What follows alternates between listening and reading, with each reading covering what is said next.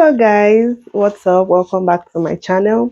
My name is Tejumola, and if you're a new subscriber to this channel, thank you so much for stopping by. Welcome to Teju's Diary. I pretty much document my lifestyle and my life experiences in Canada, and I also, intend to share motherhood related content in coming months. So please stick around and hit the subscribe button. You're welcome. And then if you're a returning subscriber, thank you so much. I appreciate you guys. So the other day, I got my full driver's license, and I thought, why not share this experience on your channel so that somebody out there can learn a thing or two.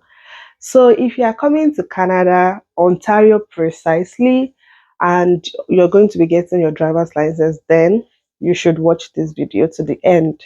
And if you're already in Ontario but you are still struggling with driver's license, probably you failed one or two times, and then you are still not able to get it yet, then you should also watch this video. You should learn from me how I did my exams once and I passed once, right? So let's get right into it.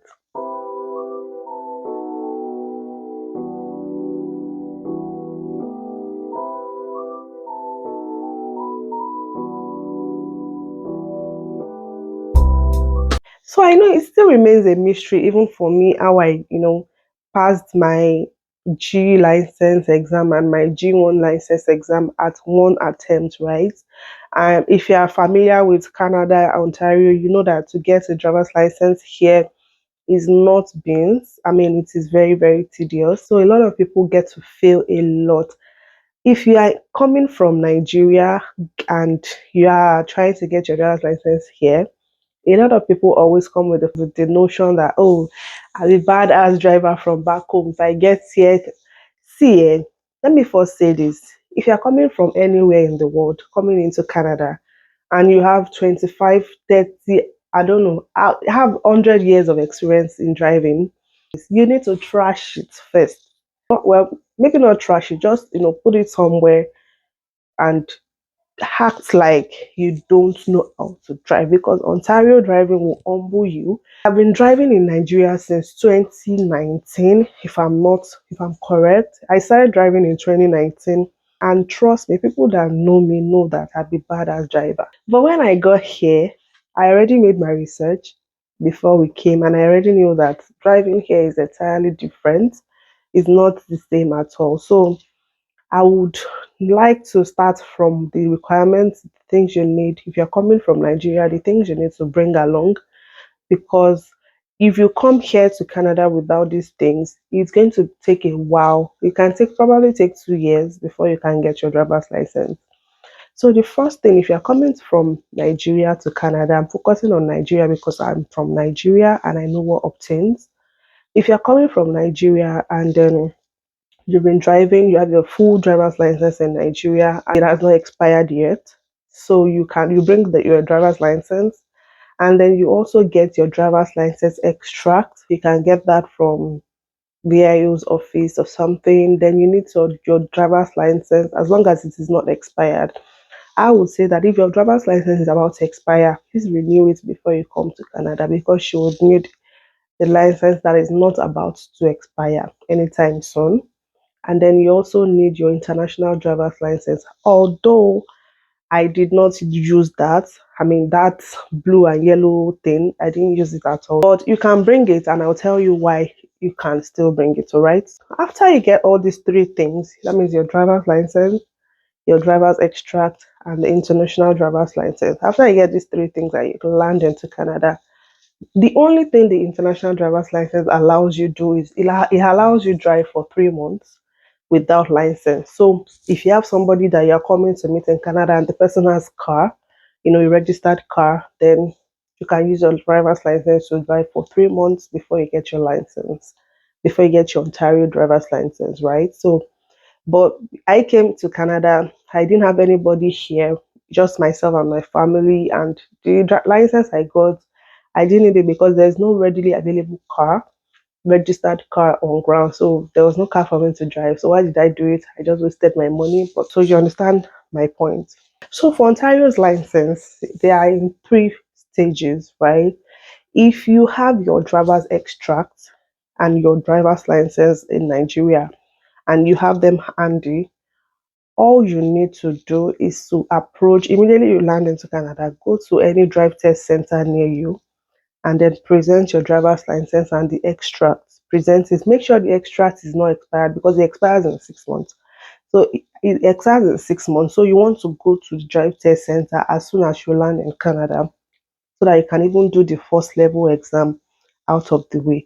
All right. So you take these things, the driver's license from Nigeria and your extract, you take it to any drive test center close to you and then you register for your G1 test. So the G1 test is a theory exam. So you get to study, you read about it. So it's basically just theory. You need so you they'll test you about signs, road signs, how to navigate the road, and all those things. And I can actually, I'm going to link a resource that you can use. I'll put it in the description box. That was what helped me get my G1 in one sitting. I mean, in one sitting. That I prepared for with that resource. Somebody gave it to me, and I'm willing to, share as well. I'll put it in the description box. Please make sure to check the description box. Okay. So that was what I used. I studied it for like a week, and then I proceeded to do my exam. I paid about, I can't remember how much I paid. I think it was a bundle, so I'm going to get right to that. Okay, so I paid for that and then I did the exam on that day. I mean, that was a week after practicing. I did the exam same day I went to register and I passed. I mean, it was a easy peasy. It's about 40 questions. I can't even remember how many questions to be honest. Let me not even mislead anybody right now. So, but one thing I just know is that the questions for G1 test, they are in two parts, right? And so the first part is about signs, identifying what signs this are for. And the second part is about knowing how to navigate the road. So they'll ask you, oh, so on the highway, how many kilometers are you supposed to go? And what are you supposed to do when you're approaching the highway and all those theory questions, basically. And everything is on this resource that I'm going to link in my description box, right? So part one, you have to get about 16 over 20. Part two, you also have to get about 16 over 20. If you get 16 over 20 in part one and you get 15 over 20 in part two, you failed. You have failed the test. You need to rewrite again. So make sure that you try your best to not miss more than two in each part so that you can pass in one sitting. But it's pretty easy. I won't even lie. You need to study so that you can pass in one sitting. So when you take your driver's extract and your driver's license from Nigeria, you take it to the drive test center. On that day that you're paying for your G1 test, they register you for the full G test.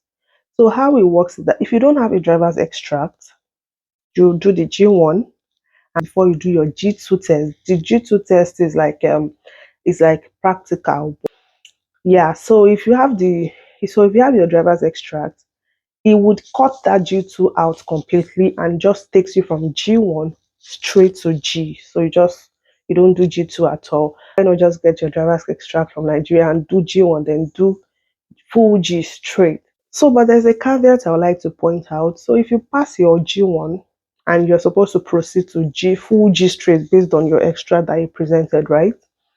If you fail that G test, that's a full G test that it's the highway. If you fail that test, it takes you right back to G2. So you are going to go back and write that G2 that you already skipped before there because they will assume that if you can fail G test on the highway, then you don't know what you are doing. You need to go back and learn from the basics. So that's what it means. So what I did in my own case is when I passed my G1 exam, I knew that I was going to write the G straight. So I think they billed me about 200 and something dollars for the entire exam. So they will tell you that, oh, they're going to charge you for all the exams, the G1, the G2, and the G. Just in case you fail the G, then you can go back to write G2. Nobody will ask you for money. You've already paid for everything. So for me, in my mind, I'm like, God forbid, I will pass my G straight. I won't go back to G2 so they will refund you. So I hate to fail exams, right? So I just said, okay, let me give it my best shot. So what I did was I got a tutor to train me for the exam. And this is where it gets interesting because while he was training me, I honestly knew that, oh, so all these things I've been driving in Nigeria are rubbish. It was a different experience entirely. So there's so many things involved that I would never, if I had gone to that exam with the mindset of, oh, I'm a good driver in Nigeria, of course I would have failed because there's so many things you need to check. So I got a tutor and then it trained me very well. So I went for my exam and then I passed. They delivered the hard copy, I think, in 2 weeks after. And that was how I got my license. So the tips on how I got my full G license in one sitting is not far fetched. Basically, you just need to get a trainer because don't assume that you know it. You don't know anything. Get a trainer and then let the trainer train you. So there's something called blind spot. You have to know how to check your blind spot. You have to know how to cross from the highway, how to navigate from the main road. If you are trying to turn into a street, you have to know how to turn. There are some yellow lines on the floor. There are some white lines on the floor. There are some lines that you dare not cross. There are so many things. The speed limit, you dare not go over the speed limit. I mean, the exam is a lot. Preparing for the exam is not even tedious, and it takes about 3 to 4 trainings before you can actually be confident enough to take the exam. Don't ever assume that, oh, I know it, I know. No, you don't know anything. You don't know anything. Thankfully enough, we don't use righty here. We use the regular left cars that we normally use in Nigeria. So you'll be able to navigate the whole car itself. But the driving experience is what you really need to learn. It's a lot of things. It's a lot. So please, if you want to come to Canada, you need to get your driver's license. Be prepared to spend that money for tutoring. Honestly, that is exactly all you need. And if you need a referral, I have this guy that I can refer to you. He's Ghanaian, but he's very, very good. The guy is very strict. He's very strict. He won't spare you. If you make any mistakes, he won't spare you at all. He's so strict. So be prepared. I mean, I had to let my guards down. He will not even train you if you are not ready. If he sees that you're not ready, because it hates when people come to him, pay him a lot of money, and then they end up failing the exam. So if he sees that you are not ready, he will return your money, he will not train you. But that's how strict he is, and it's very, very good. So if you need his contact, just reach out to me, or you can send me a DM on Instagram.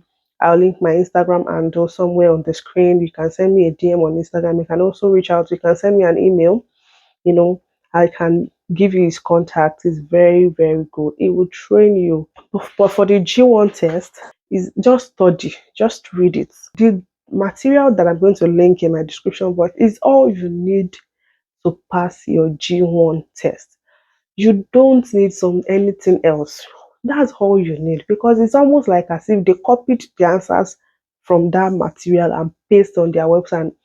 It is so, so easy, guys. I know that a lot of people fail, their G1 test. I mean, it's okay. It's okay to fail once in a while, but why would you want to fail when there is a faster means out of it, when you can just study the material for like, and dedicate about 2 to 3 days, study the material, max 1 week, study the material, go do the test and pass. If you're in other province or you intend to go to other province, you might need to, make your research on what obtains. Because driver's license in Canada is not a one size fits all. Um every province have different criteria. They have different exams, it's not like Nigeria that one should have one is one. No, here different provinces they create different rules and eligibility criteria for their driver's license, right? But this one is basically for Ontario because this is where I live and I can speak from experience. Sometimes you see a lot of people failing. You think that that thing is hard or it's very difficult. No, it's just because maybe they don't even have the right information. I don't know. You don't need to fail multiple times because a lot of people are failing multiple. Just ask questions. and I'm giving you for free, right? So get a tutor, get a tutor, a good one, because there are so many tutors. Most of them don't know what they are doing, honestly. But just make sure that you get somebody that somebody can vouch for, like a referral, and then you are good to go. If you come in with your driver's extract, you don't have to do G2. It's not. I didn't do G2. I don't even know what it looks like. If you need the guy's contact once again, I'm more than happy to share. You can reach out to me on Instagram or send me an email. So we've come to the end of today's video, guys. I hope you enjoyed it. I hope you picked one or two things. I hope you learned one or two things. Please don't forget to subscribe, like, comment, and share. It goes a long way in my algorithms and analytics. Thank you very much as you do so. I'll see you in the next one. See you. Bye.